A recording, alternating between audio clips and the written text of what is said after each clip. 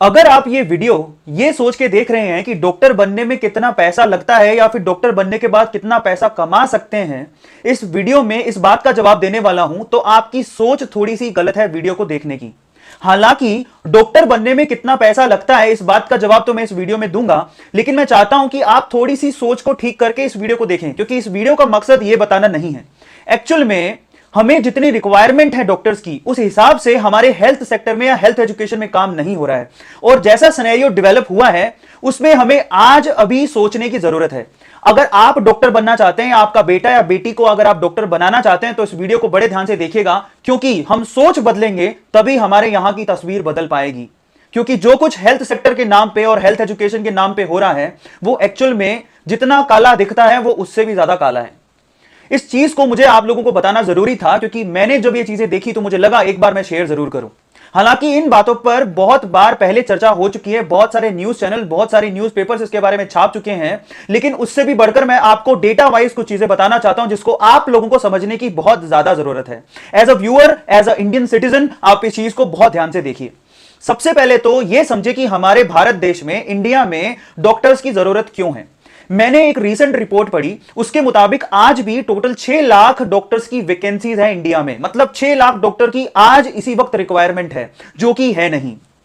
बड़े ध्यान से इसको समझिएगा। उस रिपोर्ट में यह तक कहा गया कि इंडिया में हर 1000 की पॉपुलेशन पर एक डॉक्टर होना चाहिए, जबकि रियलिटी ये है कि ओवरऑल रूरल एंड अर्बन, मतलब शहरी और ग्रामीण दोनों को मिला दें तो ओवरऑल जब रेशो निकाला गया तो 1800 पर एक डॉक्टर है। और ये रेशो और भी खराब हो जाता है रूरल एरियाज पे, मतलब विलेजेस में।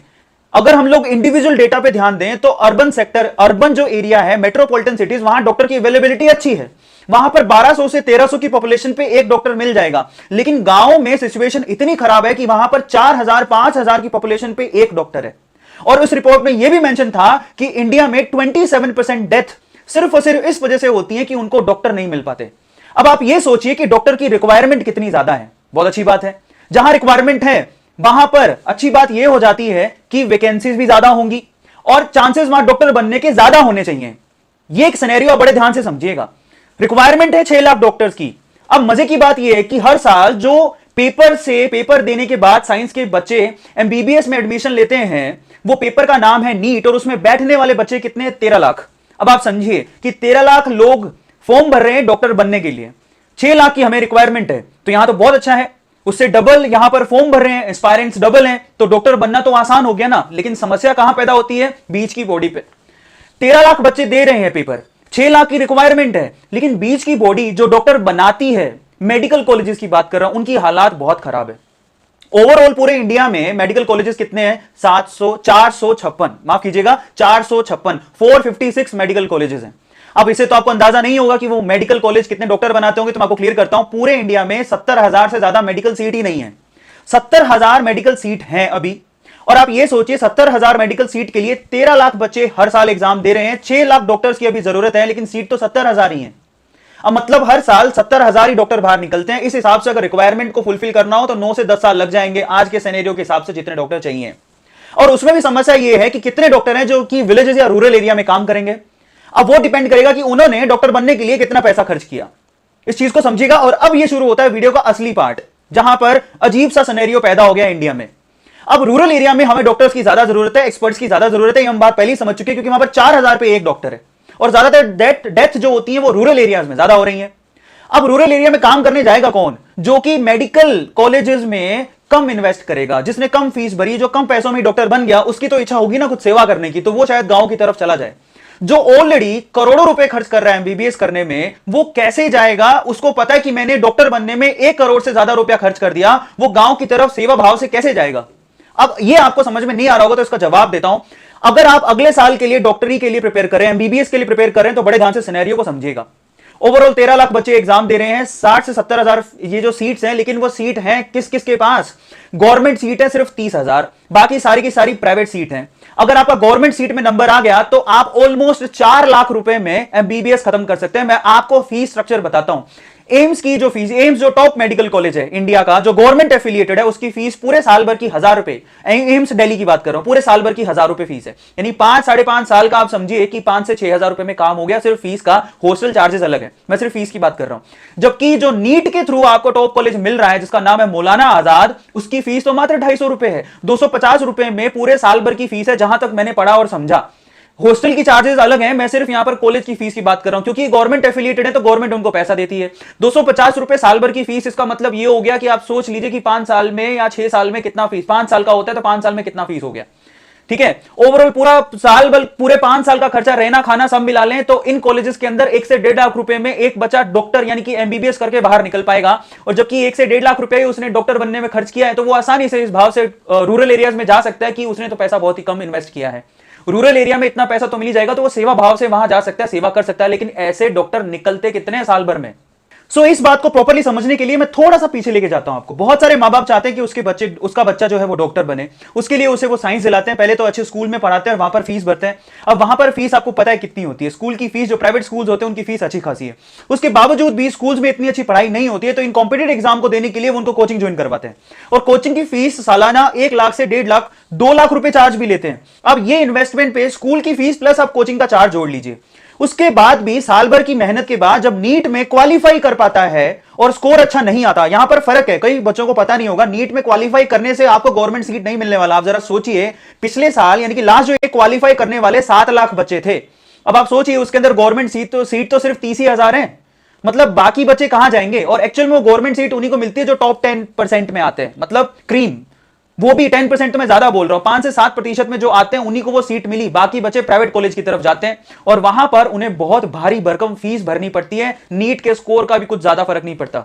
एंड आई वॉज शॉक्ड जब मुझे ये मालूम पड़ा कि नीट स्कोर के बावजूद भी ये कॉलेजेस कितना चार्ज करते हैं। जरा सोचिए, इनकी फीस की रेंज है 3 लाख रुपए से लेकर 20 लाख रुपए पर एनम, जहां पर आप गवर्नमेंट कॉलेज में सिर्फ 4 लाख रुपए में 5 साल कंप्लीट एमबीबीएस कर सकते हैं। 4 लाख रुपए 5 साल के कंप्लीट, मैं मैक्सिमम रेंज बता रहा हूं, क्योंकि बहुत सारे गवर्नमेंट कॉलेज की फीस भी 80,000 रुपए के पर एनम के करीब है। मैंने आपको 2-3 कॉलेज के एग्जांपल दी जहां फीस बहुत ही कम है, लेकिन कुछ कॉलेजेस ऐसे हैं जहां पर 80,000 रुपए भी फीस है।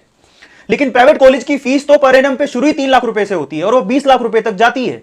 और अगर आपका नीट का स्कोर बहुत कम है और फिर भी आप एमबीबीएस करना चाहते हैं, तो डोनेशन सुन के आप हैरान रह जाएंगे। 20 से 50 लाख रुपए तक का तो डोनेशन है, उसके बाद आप सीट मिलेगी और उसके बाद आपकी एमबीबीएस की पर एनम की फीस आपको अलग से पे करनी है। अब इस हिसाब से गवर्नमेंट के बच्चों को छोड़ दें, जो कि मुश्किल से 20 से 30,000 होंगे जो साल भर में निकलेंगे, बाकी जितने भी डॉक्टर निकल रहे हैं वो कितना पैसा खर्च करें डॉक्टर बनने में, ये सोचिए। ओवरऑल वो 50 लाख रुपए से लेके 1.5 करोड़ रुपए तक डॉक्टर बनने में पे कर रहे हैं। ये मेरी रिपोर्ट या मैं नहीं कहता हूं, मैंने भी ये सब चीजें देखी हैं। इवन इनफैक्ट एक न्यूज चैनल ने भी इसको एक्सपोज किया था, और ये रिसेंट टाइम की ही बात है। अब आप ये सोचिए कि प्राइवेट कॉलेज के अंदर जो बच्चा एमबीबीएस कर रहा है वो 50 लाख रुपए से लेके 1.5 करोड़ 2 करोड़ रुपए तक खर्च करने के बाद डॉक्टर बन रहा है, तो क्या वो रूरल सेक्टर में सर्विस करने के लिए जाएगा? नहीं, यहीं से करप्शन शुरू होता है। इतनी ज्यादा फीस भरने के बाद मुझे नहीं लगता कि कोई सेवा भाव से गांव की तरफ जाएगा कि चलो मैंने 50 लाख से 1.5 करोड़ रुपया खर्च किया है, अब मैं जाता हूं गांव की तरफ। और इस हिसाब से आप जरा सोचिए कि सिर्फ 30,000 ही डॉक्टर हैं, जिसमें से भी मुश्किल से 5 या 7,000 डॉक्टर ही गांव की तरफ जाते हैं, तो आप सोचिए कि ये रिक्वायरमेंट कब डॉक्टर की पूरी होगी। यह है समस्या की जड़।